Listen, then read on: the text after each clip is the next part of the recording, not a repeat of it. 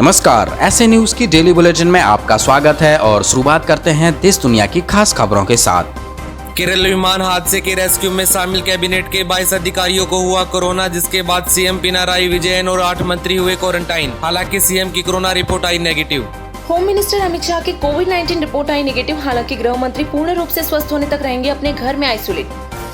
अकेले जुलाई महीने में भारत ने 23 लाख पीपीई किट्स को 5 देशों में किया एक्सपोर्ट। स्वास्थ्य मंत्रालय ने गर्व महसूस करते हुए दी जानकारी।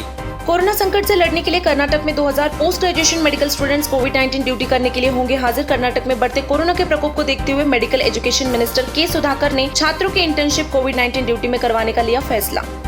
सड़क एवं परिवहन मिनिस्टर नितिन गडकरी ने मणिपुर में 316 किलोमीटर के हाईवे निर्माण के लिए जारी किए 3000 करोड़ रुपए। इस बजट से मणिपुर राज्य में बनेंगे कुल 13 हाईवे। अहमदाबाद के मानसी क्रॉस रोड स्थित मशहूर गवालिया स्वीट शॉप के 3 कर्मचारियों के कोरोना पॉजिटिव पाए जाने के बाद दुकान को पूरी तरह से किया गया सील। जन्माष्टमी और 15 अगस्त के कारण दुकान में बिकी सैकड़ों की मिठाइयां, सैकड़ों घरों तक कोरोना के फैलने का लगाया जा रहा है अंदाजा। बेरूत विस्फोट मामले में यूएन ने जारी की अपनी रिपोर्ट। हादसे में 178 लोगों ने गंवाई अपनी जान, वहीं 30 लोग अभी तक हैं लापता। 50,000 छात्रों के द्वारा उपयोग किए जाने वाले कुल 120 कुल हुए स्टिकर्स। संयुक्त राष्ट्र की रिपोर्ट में कहा गया कि लगभग 50,000 आवासीय इकाइयों में से 1000 से अधिक हो गई हैं गंभीर रूप से स्टिकर्स। अमेरिका की एफडीए एजेंसी ने 5 भारतीय फार्मा को बिना लाइसेंस के ड्रग्स बेचने पर दी चेतावनी। इनमें से 4 निर्माताओं को कोविड-19 को कम करने, रोकने या इलाज करने का दावा करने वाले अनुचित और गलत तरीके से बेचने वाले उत्पादों के लिए दी गई चेतावनी। कोरोना काल में लॉकडाउन के चलते हरियाणा में 2020 के पहले 6 महीने सड़क हादसे में आई 17.6% की गिरावट। हरियाणा ने 2025 तक सड़क दुर्घटनाओं और चोटों में 50% की कमी के लक्ष्य को प्राप्त करने के उद्देश्य से हरियाणा राज्य सड़क सुरक्षा नीति की जारी।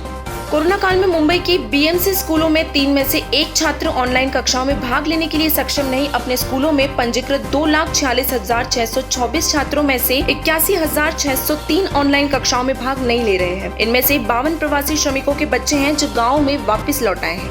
WHO ने किया बड़ा खुलासा, कहा कोरोना वायरस भोजन और फूड पैकेजिंग के माध्यम से नहीं फैलता। चीन द्वारा सैकड़ों फूड पैकेज का परीक्षण करने पर हुआ खुलासा।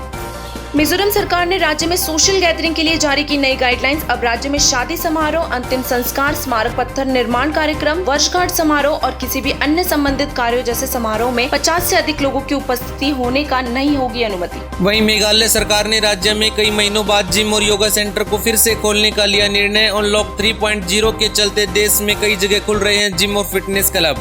नागालैंड में एक दिन में आए 50 नए कोरोना मरीज। राज्य में धीरे धीरे तेज हो रही है कोरोना की लहर। इसी के साथ राज्य में कुल संक्रमितों की संख्या हुई 3,167।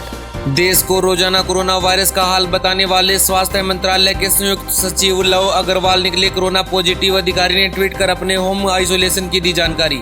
नेपाल में देखने को मिला तबाही का मंजर। भारी बारिश के कारण महज 8 घंटों में 2 जगह हुए भूस्खलन में 9 लोगों की हुई मौत, वहीं 40 लोग हुए लापता। वायुसेना के पश्चिमी कमान के अड्डे अलर्ट पर होने से वायुसेना प्रमुख air chief marshal RKS Bhadauria ने किया फ्रंटलाइन एयरबेस का दौरा और MiG-21 से भरी उड़ान, जिसके बाद वरिष्ठ अधिकारियों के साथ अड्डे की परिचालन तैयारियों की समीक्षा की।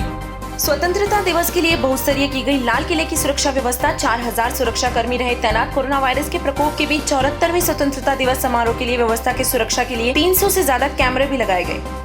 भारत के राष्ट्रपति रामनाथ कोविंद ने राष्ट्र के नाम दिया संबोधन। कहा भारत की आत्मनिर्भरता का अर्थ स्वयं सक्षम होना है, दुनिया से दूरी बनाना नहीं। भारत वैश्विक अर्थव्यवस्था में शामिल भी रहेगा और आत्मनिर्भर भी बनेगा। मेरा मानना है कि कोविड के विरुद्ध लड़ाई में जीवन की रक्षा पर भी ध्यान देना जरूरी है। केंद्रीय मंत्री रविशंकर प्रसाद ने NMCH और PMCH का किया दौरा। कहा कमियों के बावजूद सब कर रहे हैं अच्छा काम।